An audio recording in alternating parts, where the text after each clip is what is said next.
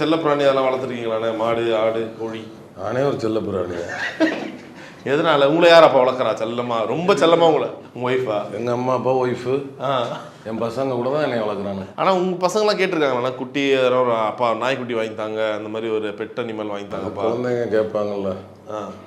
இப்போ வந்து காலா குட்டான 2 நாய்க்குட்டி எங்கள் பாப்பா சூப்பர் ஆர்த்திவிகா பொண்ணுக்கு ரொம்ப இது. ஆனால் நானே சொன்னேன் இதெல்லாம் இது பண்ணக்கூடாது, சின்ன குழந்தை நாய்க்குலாம் பழுக்குதுன்னா. இப்போ நான் ஊருக்கு போனேன்னா நான் போய் என் பொண்ணை இது விட்டாலும் அவனை குலைக்குது. அதனால் அது ஒரு பாதுகாப்பாக என் பொண்ணு அடிக்கும், அதை வீண்ட்டு அப்படியே குழந்த மாதிரி நிற்கும். அது பாவம் இவ்வளோ வெயிட் இருக்கும். என்ன ஏய் போடா போ எங்கள் அப்பாடா அப்படின்னு அது அருமைப்படுத்தி வைக்குது என்ன. அதனால் யாராவது போய் என் பொண்ணை வந்து கைப்பிடிச்சோ இல்லை இது பண்ணாலும் ஆண்டு குலைச்சிட்டு வரும். அதனால் ஒரு பாடி கார்டு மாதிரி இந்த 2 நாய்க்குட்டி. சினிமாவில் வந்து நிறைய நம்பகத்தன்மான ஆட்கள் இருக்க மாட்டாங்க. இப்போ நீங்களே கூட சொல்லியிருக்கீங்க சில பேரை ரொம்ப நம்பினேன், அவங்களாலே சில நேரங்களில் ஒரு பின்னடைவெல்லாம் ஏற்பட்டுச்சுன்னு சொல்லிட்டு. இந்த படத்தில் நிறைய நீங்கள் அந்த மாடுகள் கூட வாயில்லா ஜீவன் கூட பழகிருப்பீங்க. எந்த அளவுக்கு அவங்க பெட்டராக தோன்றாங்கப்பா? மனுஷ பையன்களோட இதுங்களே எவ்வளோ பெட்டருப்பா. இல்லை அவர் சார் சொன்ன மாதிரி நானும் சின்ன வயசுலேருந்து மாடு ஆடு மாடெல்லாம் மேய்ச்சி வந்தவன் தான் ஊரில். அதுமாதிரி நம்மள்டே மாடெல்லாம் இருந்ததுன்னா அப்போலேருந்தே ஒரு மாடுங்கிறது ஒரு பாசம் இருக்கும்ல. நம்ம திடீர்னு போய் மாட்டோட பழகலை. இப்போ மாட்டுக்கிட்டே எப்படி பழகணும்னு ஆல்ரெடி தெரியுங்கிறதுனால இப்போ இதில் எனக்கு இந்த மாடோட பழகிறது கொஞ்சம் ஈஸியாக தான் இருந்தது. பெரிய ஒரு கஷ்டமாக இல்லை. இது பொண்ணு தான் ஃபஸ்ட்டு ஷாட்டில் வந்தோடனே மாடு டக்குன்னு ஒரு போடு போட்டுச்சு இடுப்பில் அப்படின்ச்சு.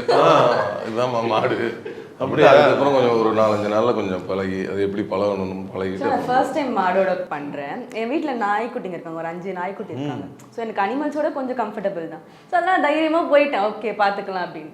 அந்த மூக்குனா கயிறு இருக்கும்ல, ஸோ அதை பிடிச்சி நானும் அவனும் மட்டும் நடந்து வரணும். ஃபர்ஸ்ட் டே அந்த அளவுக்கு பெருசாக பழகலை. நான் நடந்து வரும், அந்த கயிறு லைட்டாக அவனுக்கு சிலுத்துக்குச்சு. அதெல்லாம் எப்படி அந்த சிலுப்பு வாங்கல் அப்படி பண்ணால் அது இடிச்சிடுச்சு. அதுக்கப்புறம் 2ஆம் நாள் அதுக்கப்புறம்லாம் ஆக்ஷன் சொன்னால் அவர் வருவார், கட்டுன்னு சொன்னா நின்றுவார்.